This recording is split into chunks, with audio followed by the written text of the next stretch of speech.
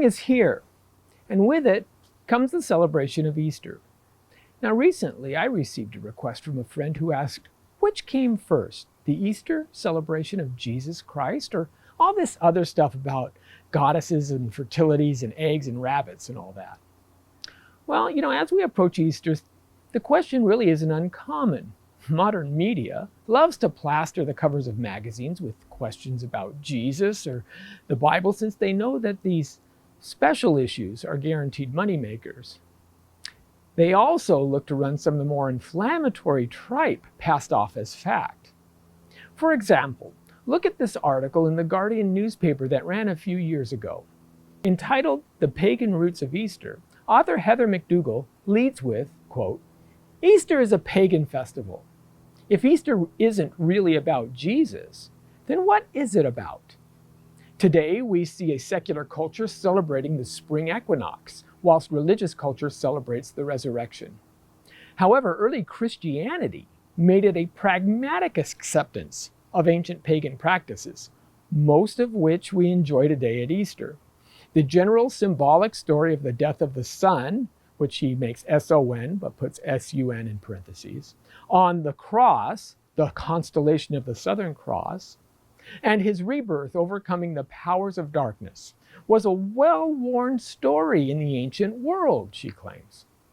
She goes on to say there were plenty of parallel rival resurrected saviors too. So, should Christians worry? Is McDougall right? Does a Christian need to prove that the resurrection came before these other celebrations? Well, the answer to all of these questions is an emphatic no. While no one can go on a historical odyssey checking out dusty books for hard dates, usually answering such claims really doesn't take that much effort.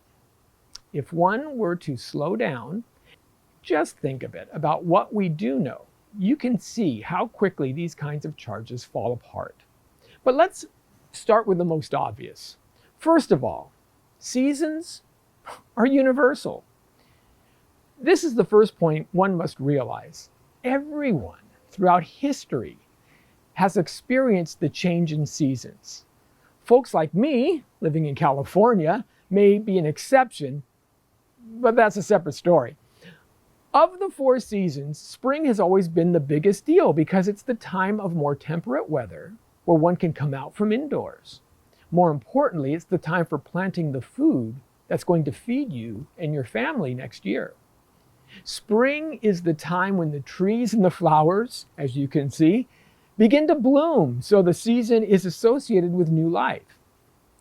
Is it really a surprise that various cultures would develop festivals and feast days to their gods at this time? No, I don't think so. Of course it isn't. There's a natural reaction to the new life that is sprouting from the trees and from the ground.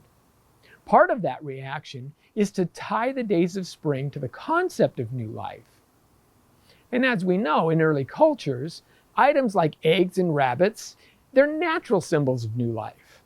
But because of these ties to new life, ancient people would sprint to the sexual cults. So the cult of Astarte, Ashtoreth, the biblical pagan goddess, with fertility and sexual prostitution, that would have been springtime festivals. But the spring is 25% of the entire year.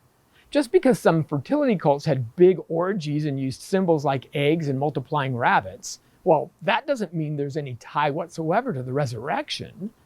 I mean, think about it.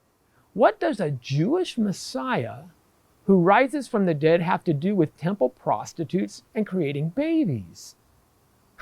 The similarities are tenuous at best.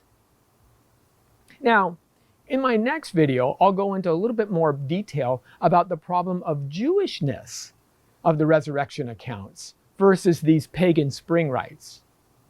But I think we can be mindful of an important principle in all of this. Correlation doesn't imply causation.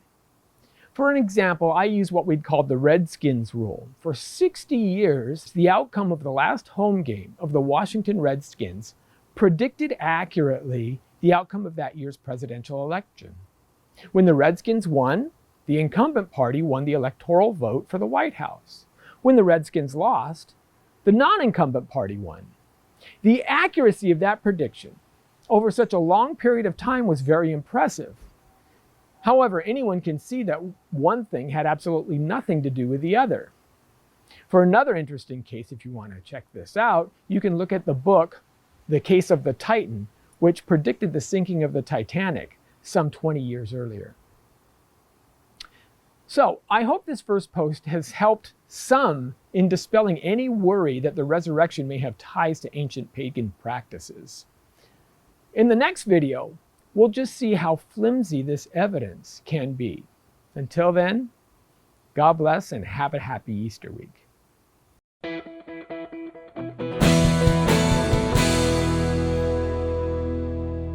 Thank you for watching this Come Reason video. I hope you enjoyed it.